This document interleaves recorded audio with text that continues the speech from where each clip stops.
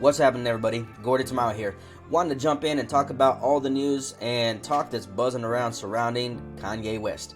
Where's Kanye West been? We don't know. Ye kind of dropped off the planet, it seems like, after getting banned off social, losing particular endorsement deals, and obviously, as you can see here, this is one of the big ones that I'm going to touch on today, and that's regarding the honorary doctorate degree that was rescinded. And so we want to dive into this because, you know what, I started just asking some questions, and I want to just share some facts with you. Nothing speculative here necessarily. It's just some things that came up. I want to share it and cause other people to just draw some questions out and say, hey, well, what about this stuff? And so if you are new to this particular arena and what's been happening with Kanye, I want to give you a little bit of backstory. So years ago, back in 2015, Kanye was awarded an honorary doctorate degree by his hometown art school. That is the School of the Art Institute of Chicago. Okay, that's the name of the school. Very prestigious art school, known for some very prolific artists that are out and about currently still out in the world of the arts and entertainment, and some other ones that have now passed away, but definitely left their mark and were huge catalysts for the art world. And so that's particularly what I want to talk about, because as Kanye was awarded this back in 2015, 7 years later, due to his comments regarding Jews and you probably heard the Hitler comment and whatnot that was dropped as well. There was a petition that was called on by SAIC, or School of the Art Institute of Chicago, and they eventually garnered 4,000 signatures asking to remove his honorary doctorate degree. And after amassing some 4,000 signatures, they decided that they were going to take action, stating that, and I'll read you the quote here on what they stated. Let's see. They said, "The School of the Art Institute of Chicago condemns and repudiates Kanye West's, now known as Ye, anti-black, anti-Semitic, racist, and dangerous statements, particularly those directed at black and Jewish communities. A statement released by the school says, Ye's actions do not align with SAIC's mission and values, and we've rescinded his honorary doctorate degree." Okay, and so I'm not going to go into those details in depth here. You've probably already heard that buzzing around, or if you do, you can just jump in and look at it. But obviously, he made some pretty controversial comments. Ended up jumping on an interview with Piers Morgan regarding some of this stuff that was circulating. And so there's been a lot of buzz about what he meant, what he was trying to say, whether or not, it was justified or not. But regardless of that, he got shut down and cracked down off of social media. And that was just the first wave of events that took place. But interestingly enough, there was a lot of other things that were taking place right around that time frame. Y'all remember the whole Balenciaga thing that was coming out, and then that's kind of disappeared. I haven't heard nothing about that since. It's been nothing but silence about that whole debacle that took place with their marketing campaign that featured children and some pretty explicit content that their stuffed animals and whatnot were wearing, etc. And so it's interesting that was taking place. Ye had some comments to say about that whole thing, and obviously he has a view on media in general, but Hollywood and the entertainment industry and how corrupt it is, and his views on escaping that, if you would. One thing that came to mind, because shortly thereafter, he ended up getting his honorary doctorate degree ripped out. And I was like, wow, that's a pretty big deal because, in the history of this whole institution's existence, this has never happened before, right? So it's a pretty big deal. But then I just started to ask the question. I was like, I wonder who else is on that roster of the short roster of people that have actually received an honorary doctorate degree from the same institute, and just who they are. I'm just curious, like who these people are, and if they don't align themselves with, obviously Ye's comments and actions, etc., which you can understand why they're taking a position there. I wonder if they're looking into it from anybody else that's came along the path as well of receiving an honorary doctorate degree from them as well, and if they align with their values and their, belief systems, etc. And so I just started doing some digging, and if you've never checked it out, I'm going to show you here, the page here. This is at the School of Art Institute of Chicago's website. And so I'm going to jump into the list of past speakers and honorary degree recipients. And some of these you may be familiar with, others you may not be, but we're going to get into it. So as you can see here, this is the list of past speakers and honorary degree recipients. And I'll just do a quick scroll here, but you can see the website here, or go to their website and then just do a Google search if you could, or do a search up here and pull up the page if you want to look into these a little bit deeper. But as you can see, some of these listed here are the actual commencement speakers. Others are actual recipients of an honorary doctorate degree, as you can see here. So they list them out like this. I started just going through the list here in no particular order, just started picking out which ones I seen had an honorary doctorate degree issued to them, and I just started doing some research on them. So I want to share with you a little bit about what I found, and let you come to your own conclusions about what you think about this. Okay, so let's start off with this one here. Vito Acconci, and I'll probably butcher the name here, but nonetheless, Vito Acconci is his name. And if you haven't heard of this gentleman, I'm going to pull up a picture here of him so you can see him actually. He's considered one of the most influential and eccentric artists of his time. He was definitely somebody that was pushing the boundaries in the art world, and really considered, one of the foremost persons that was really challenging this perspective of what an art medium was. And so, perhaps one of the most sadistic and just weird, if you would, very eccentric is probably a word that we probably want to use here. One of the more eccentric pieces of his artwork was called Seedbed. And I'm going to pull up the picture on that too so you can see this one. See, as you can see, this is just an empty room. But what this particular art exhibit was, and this is performance art that this guy was pretty well known for. But what was happening here was this was a gallery. It was kind of an empty gallery with a raised floor at one end of the room, as you can see. And so there's really nothing in here other than a raised floor. There's a speaker in there, some lighting. And what onlookers or what participants that would come in to view the exhibit would notice is when they were walking through the place, and as they entered this raised arena, they would suddenly start hearing some noises from the speakers above them. Well, come to find out, the noises were actually coming from Acconci, who was laying underneath the raised bed there. And come to find out, the details of it is he was fantasizing about the footsteps of the people that were walking above him, and he was basically narrating his fantasies, whether it be male, female, whoever, of the explicit things he was fantasizing about them doing to him or him doing to them. Over the course of 3 weeks, he masturbated for 8 hours a day during each performance, murmuring these explicit noises. So, over the course of 3 weeks, 8 hours a day, during each performance, this man is murmuring explicit sexual noises and phrases while he's masturbating.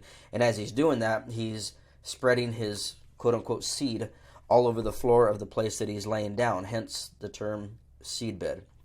And so this particular work of art inspired other artists that came after him, such as known Satanist and occultist Marina Abramović, who she actually reperformed the piece in 2005. And if you're familiar with her, you know that she's well known and was in the news not that long ago for spirit cooking. I won't get into that either, but you can delve into that. Microsoft did a commercial where they were promoting a new VR headset with her as the poster child for it, and they quickly pulled that down when social media had some backlash from people that knew who she was. And so this is one of the honorary doctorate degree recipients from the School of the Art Institute of Chicago. And that's this guy, Vito Acconci. Most famously known, or probably more famously known for Seedbed. Moving on, ladies and gentlemen, I want to move to the next one here. Jeff Koons. He was awarded an honorary doctorate degree, looks like somewhere in this range here. He must have, I don't know the details of this date here, but somewhere between 75 76. He must have attended 2008 is when it was awarded. But let me give you a little view of who this person is. Jeff Koons is an American artist. He's focused on pop culture and sculptures, and he's sold record number pieces, and arguably, I believe it's stated here as well, he's broke several records in the auction world for artists for selling the most high-priced pieces of art for a living artist of his time. One of the most recent ones, which was called Rabbit, he sold for over $80 million through Christie's Auction House. And if you haven't heard of Christie's Auction House, they distribute different types of art, many of which are extremely disturbing. And speaking of Christie's, if you haven't heard or made the connection yet, or anybody's pointed it out yet, one of the interesting things about Christie's auction house is that it is owned by this gentleman here, Mr. Francois Penault. And I'll give you some backstory about him in just a second, but the connection between these two is that you'll learn that earlier pieces of art were actually funded, if you would, or certain galleries that he was a part of were being funded by Francois Penault. And so years ago, the art gallery and some of these artists were criticized heavily because they discovered that roughly 90% of the funding of these exhibits were coming from, private patrons such as Francois Penault, and mainly him. And he's a French billionaire businessman. He's also the founder of the luxury group, the Kering Group, whose portfolio includes Christie's Auction House, Gucci, and as I mentioned earlier, hitting headlines, Balenciaga. And so, even more interesting, I guess you could say, about Koons, he's got a pretty interesting history, not just in the art world itself, but in what kind of made ties to other people in the entertainment industry and the political spectrum. So he actually later collaborated with and married Hungarian-born pornographer Jonas Staller. And the story goes is that he persuaded Staller to perform a series of sculptures and photographs of them having sex in many positions, and that became an exhibit dubbed Made in Heaven. And so eventually Staller, Koons' ex-wife, she stepped into politics and was even a member of the Italian Parliament from 1987 to 1992. And she made headlines and was pretty well known for a couple of extravagant things. A couple of those being that she was offering to have sex with Iraqi President Saddam Hussein and Saudi militant and founder of Al-Qaeda Osama bin Laden in exchange for peace in the respective regions that they ruled over during those periods of time. Neither one, to my understanding, took her up on that offer, but an interesting set of events nonetheless. She was also the founder, or helped found, the Democracy, Nature, and Love Party, or otherwise known as DNA, in 2012. And the party's objective included the legalization of same-sex marriage, the reopening of former brothels, or closed houses, and a guaranteed minimum wage for young people, improvements to judiciary, and elimination of the privileges of the rich political caste. So their marriage was short-lived and ended shortly after Staller refused to stop making porn, and it was also amid allegations that Koons was physically and emotionally abusive towards Staller. So Elizabeth Catlett is the next one on deck. And I'll give you a little preview so you can see her as well there. Here's a picture of her. She was an African-American sculptor and grandchild of former enslaved people, best known for African and Mexican-influenced artwork. And it can be described as social realism is what it was dubbed. And you can see some of that, in this here and this piece right here. And most of her pieces, actually, were dubbed social realism. Her art strongly conveyed messages regarding issues with the black experience or African American experience, and it was very sought after for people and students that were looking to discuss issues on race, gender, and class issues. So very prominent type of content during her time when she was doing this. That's not the main focus I want to talk about, though. I mean, one of the things that is pretty interesting is that one of her most eye-catching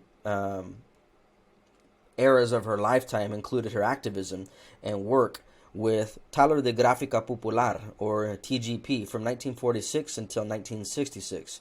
And so, due to her affiliation with this group, who was otherwise known as communist in their political affiliation and their ideology, they ended up basically nixing her and arresting her in Mexico City in connection with the railroad strike. She came under fire also by the United States and the United States Embassy because of her affiliation with TGP and her connection with the arrests that were going on in Mexico for these strikes. And eventually she was barred from entering the United States. This was during 1940s era, 1949 into the 50s. So in 62, she renounced her American citizenship and became a Mexican citizenship and remained that until she regained her citizenship back in 2002. So, very interesting artist that tackled, political and social issues in her artwork, but was also connected to and had ties to other communist leaders in different countries. So I thought that was pretty interesting as well. And I think I'll drop one more here. I want to drop one more here, and this is Leroy Neiman, if I'm saying that right, or Nyman. And so Leroy, pretty interesting figure here. He was known for his artistic style, as you can see here. It almost looks like, watercolor type paint stuff. And he focused on subjects such as sports and boxing and celebrities and famous locations. But he's most notoriously known for his work for Playboy. And so, one of his encounters that he had back in the day led to a pretty career-defining moment where Hugh ended up offering Neiman to become a contributor to his newly established Playboy magazine and offered him the position to become an illustrator for Playboy at the time. And so he would go on to create the Femlin character. And not sure if you're familiar with what the Femlin characters were, but they were basically these characters that were on the Party Jokes page, and they were portrayed as these mischievous creatures that were, just fully white, black boots on, naked, and black gloves and stockings. And basically what they were is a portrayal of sprites or spirits that are fairies, if you would. That's the other name for it I was trying to find. But they were a sexual character that were inspired by sprites, and he was charged with creating that character and moving on that for some time. Obviously, we got some interesting characters here. I'm going to run back. I got you a couple here. So I want to run it back to Akonchi here. I want to run it back to Akonchi, which was best known for his seedbed performance. And I don't think there's a picture of it in this particular one, but I did show you that earlier. And so, this gentleman, in the name of art, was fantasizing and sharing that with people while he masturbated all over himself in the floor for a couple weeks in the name of art.